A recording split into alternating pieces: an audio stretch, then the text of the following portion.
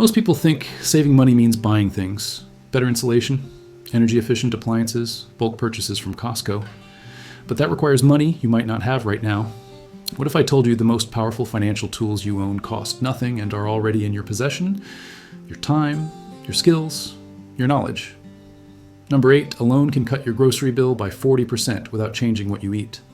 And number 11 unlocks programs worth thousands of dollars that companies deliberately hide from you because they're hoping you never ask. These aren't trendy life hacks.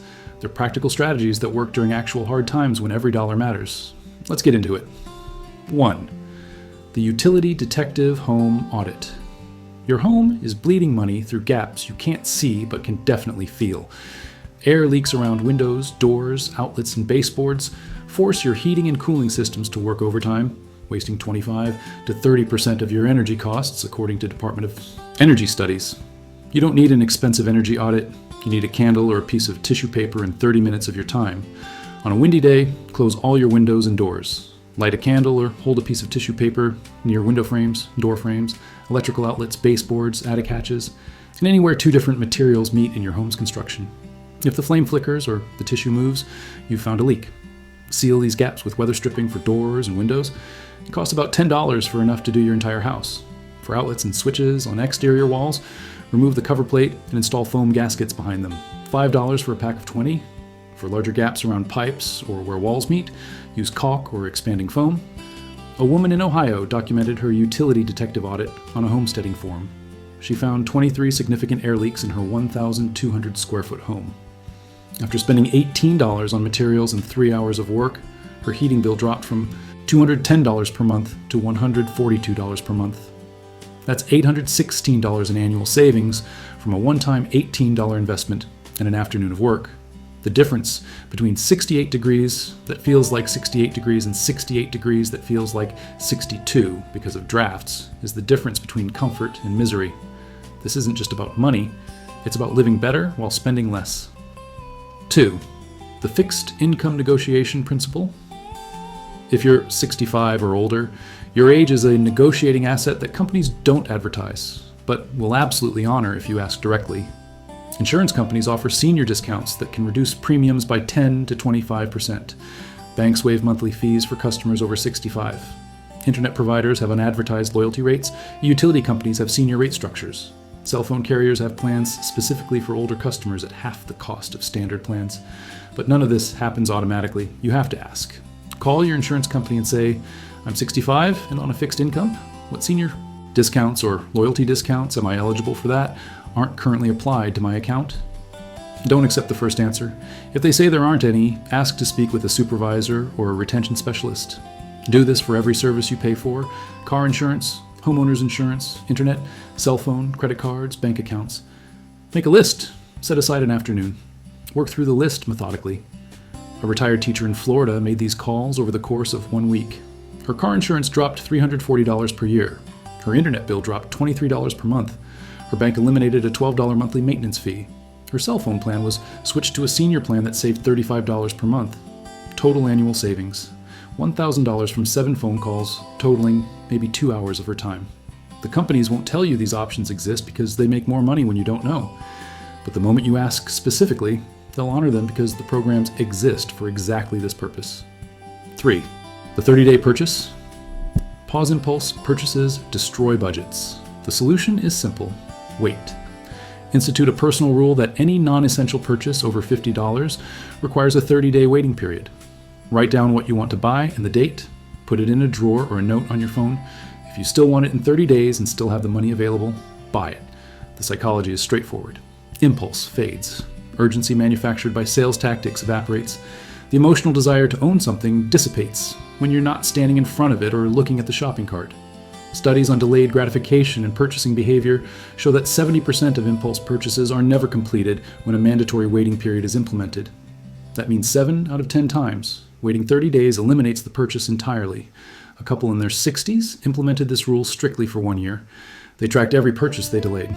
Out of 47 items they considered buying that year: tools, kitchen, gadgets, clothing, decorative items, electronics, they ended up purchasing only 11.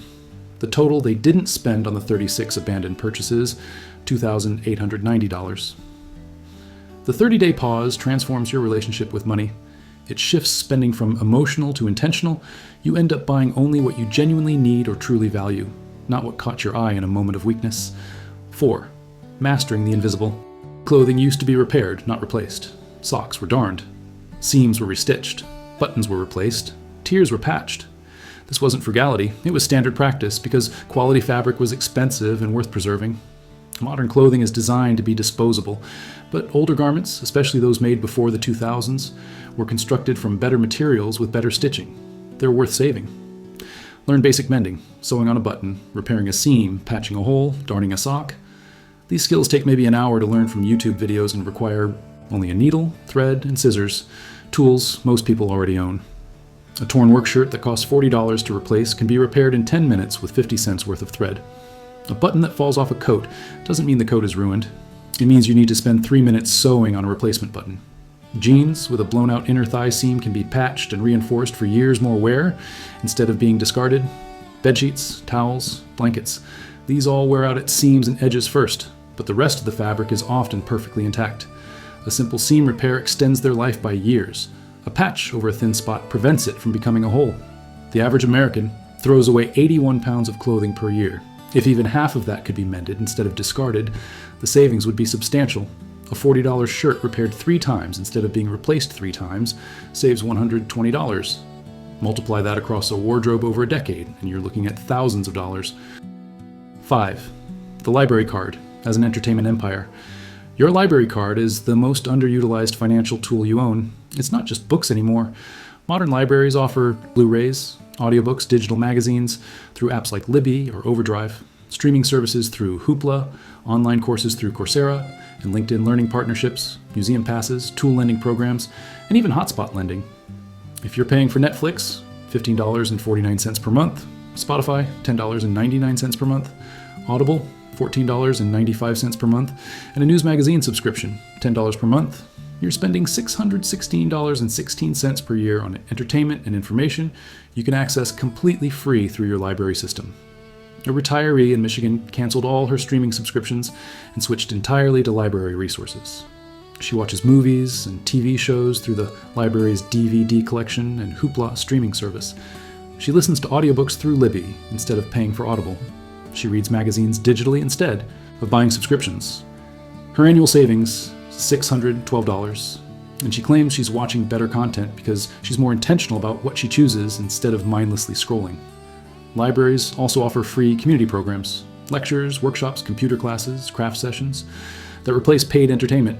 Many offer free passes to local museums and attractions that would otherwise cost $15 to $30 per visit. The library system is already paid for through your taxes. You're entitled to use it. Treating it as your personal entertainment and education resource center is just claiming what you've already paid for. 6. Zero chemical cleaning supplies. Walk down the cleaning aisle at any store and you'll see dozens of specialized products. Granite cleaner, stainless steel cleaner, glass cleaner, bathroom cleaner, kitchen cleaner, floor cleaner. Each costs $4 to $8 and does one specific job. You need 3 things: white vinegar, baking soda, and water. Add a few drops of essential oil if you want it to smell nice, but that's optional. White vinegar mixed with water, 50-50 ratio, cleans glass, countertops, floors, bathroom surfaces.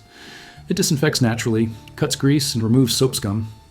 Baking soda is a gentle abrasive for scrubbing sinks, tubs, stovetops. Combined, vinegar and baking soda create a foaming reaction that clears drains and lifts stuck-on grime. A gallon of white vinegar costs $3 to $4 and lasts months.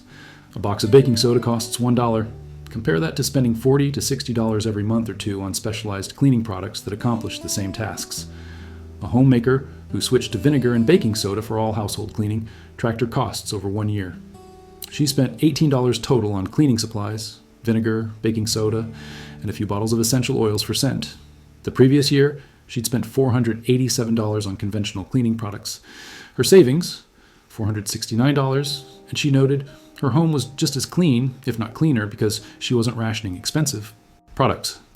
This isn't a downgrade. This is how cleaning was done for generations before corporations convinced everyone they needed 20 different chemical formulations. 7. The neighborhood skill. Barter network. Your life experience is currency. The skills you've accumulated over decades, sewing, gardening, cooking, canning, carpentry, electrical work, plumbing, car maintenance, bookkeeping, tech troubleshooting, have real economic value. Instead of paying cash for services you need, trade your skills for someone else's. This requires organization, but no money. Start small. Talk to neighbors, friends, or your church community. Identify what skills people have and what services they need. Create a simple list or group chat where people can offer and request help. Someone who sews can repair clothes in exchange for someone else's help with yard work. Someone with canning experience can teach preserving skills in exchange for tech support. Someone who knows car maintenance can do oil changes in exchange for help with home repairs. A group of 8 households in a rural Wisconsin town organized exactly this system. Over the course of 1 year, they documented 127 skill exchanges among the group. Services that would have cost money, alterations, basic car maintenance, tax preparation, computer repair, childcare, dog sitting, garden tilling, home repairs, were all handled within the network for zero cash outlay. One member calculated she received $1,840 worth of services that year through barter, while providing services she enjoyed doing anyway. No money changed hands. No one went into debt. Everyone saved significantly by leveraging what they already knew how to do. The system works because everyone has something valuable to offer and everyone needs help with something. It's just a matter of organizing the exchange. 8. The cook from scratch commitment. Pre-made meals, frozen dinners, meal kits, and restaurant food are expensive because you're paying for someone else's labor. When you cook from basic ingredients, you're doing that labor yourself and keeping the money. The price difference is staggering.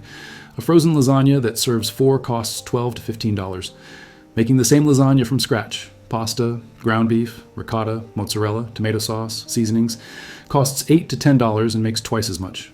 A restaurant meal for 2 costs $40 to $60. The same meal cooked at home costs $10 to $15. Cooking from scratch doesn't mean elaborate recipes or hours in the kitchen.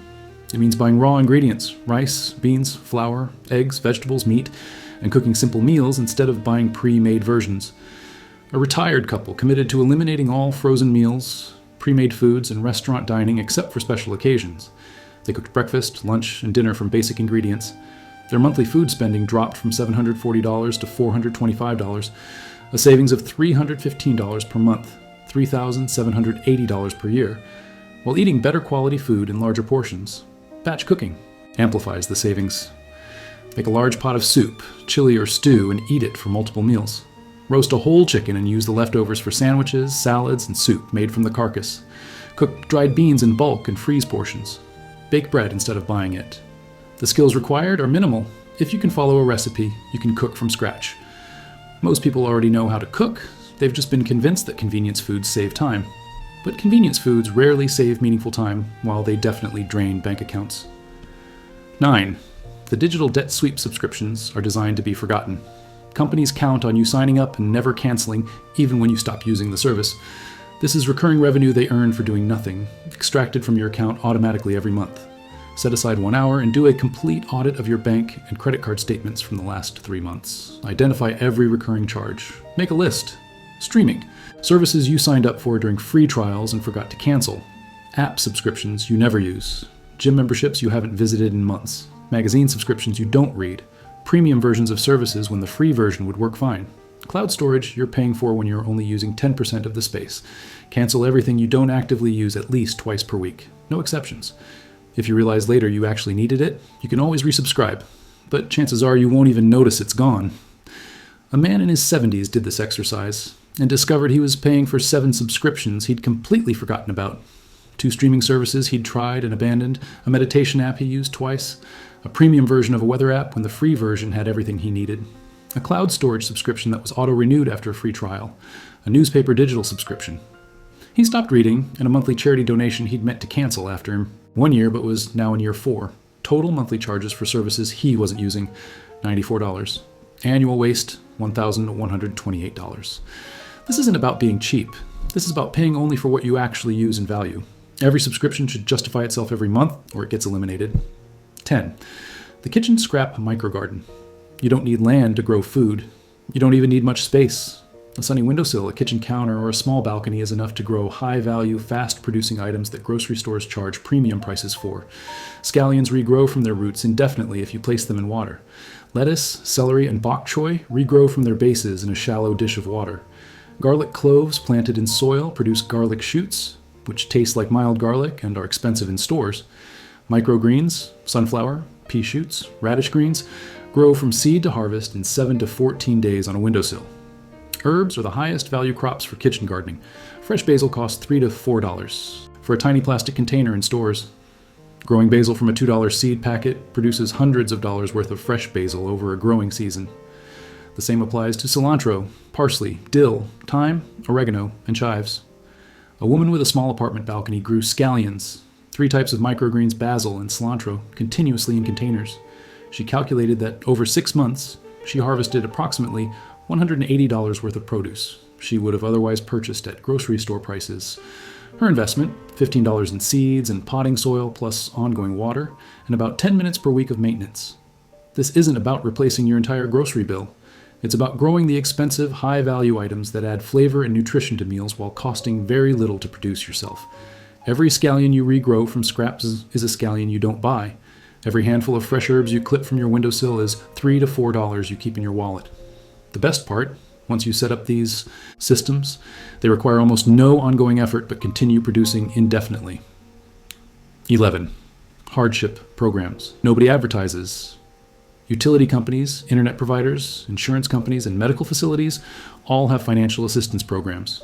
They're required to offer them in many cases, often as a condition of their business licenses or regulatory agreements. But they don't advertise these programs. They don't mention them. They won't bring them up unless you specifically ask.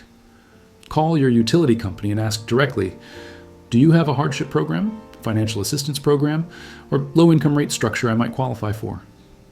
The same question works for internet providers, phone companies, and medical billing departments.